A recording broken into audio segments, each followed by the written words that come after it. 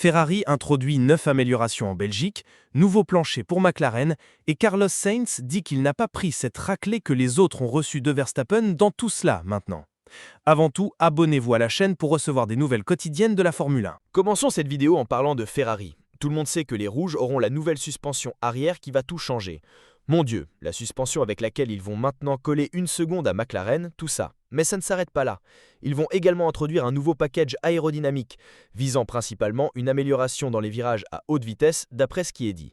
Cependant, il ne sera testé qu'en Belgique. Il ne devrait pas l'utiliser pour la course, seulement pendant les essais libres, car c'est une amélioration prévue pour l'Italie, pour le Grand Prix de Monza. Ferrari apparemment est dans cette logique. Si nous ne luttons pas pour le championnat, alors battons-nous pour la course à domicile, n'est-ce pas ? Ferrari fait souvent cela lorsqu'elle n'a pas de chance au championnat. Alors ils vont miser leurs cartes sur Monza, apporter des améliorations pour Monza, tout ça, pour essayer d'obtenir un résultat significatif à domicile. La suspension arrière sera déjà utilisée en course, en principe, donc on peut s'attendre à voir une Ferrari un peu plus équilibrée si la mise à jour fonctionne.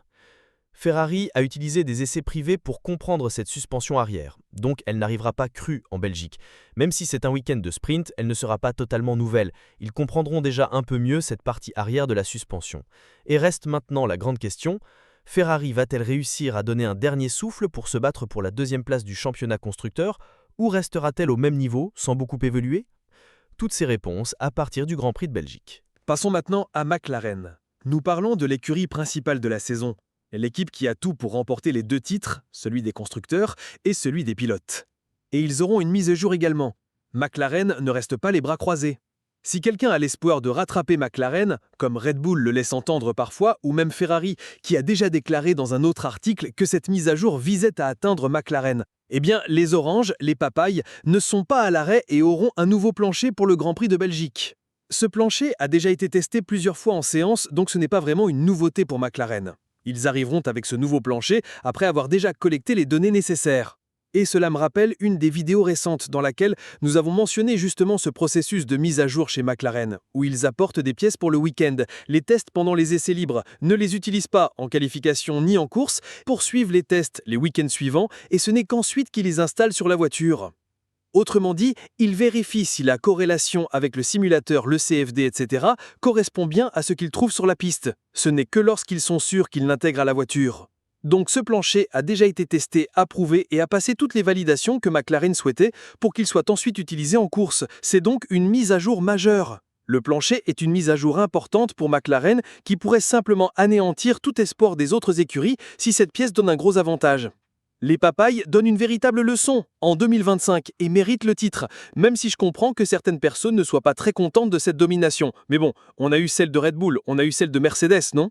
Bref, c'est normal qu'à un moment, une écurie prenne le dessus sur les autres. Maintenant, c'est au tour de McLaren de mettre Oscar Piastri ou Lando Norris au sommet du monde de la Formule 1.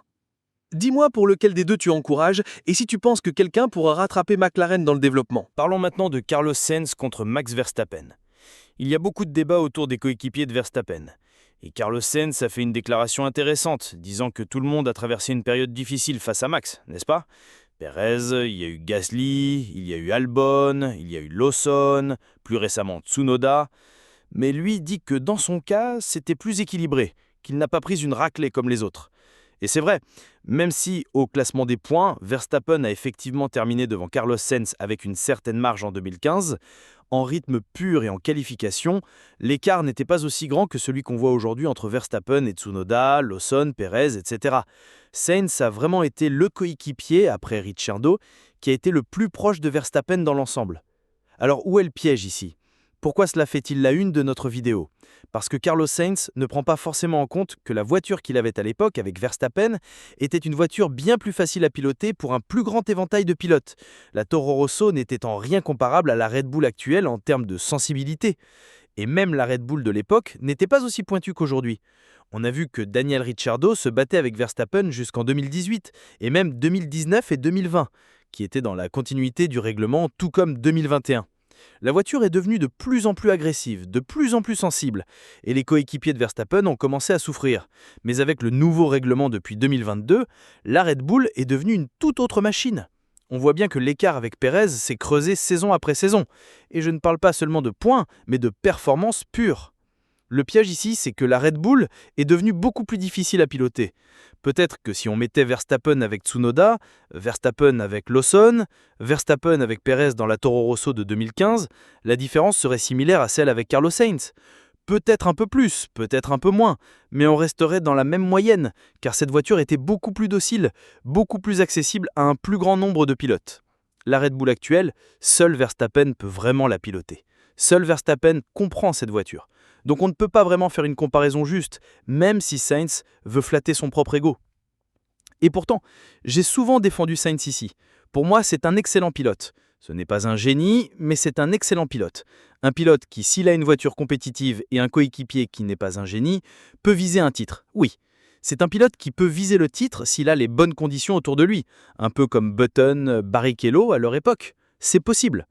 Mais la comparaison est clairement disproportionnée, déséquilibrée, car les autres coéquipiers ont eu des voitures bien plus difficiles à piloter. Et peut-être que Carlos Sainz, avec la Red Bull actuelle, ne pourrait pas s'approcher de Verstappen. Mais bien sûr, je veux savoir ce que vous en pensez dans les commentaires.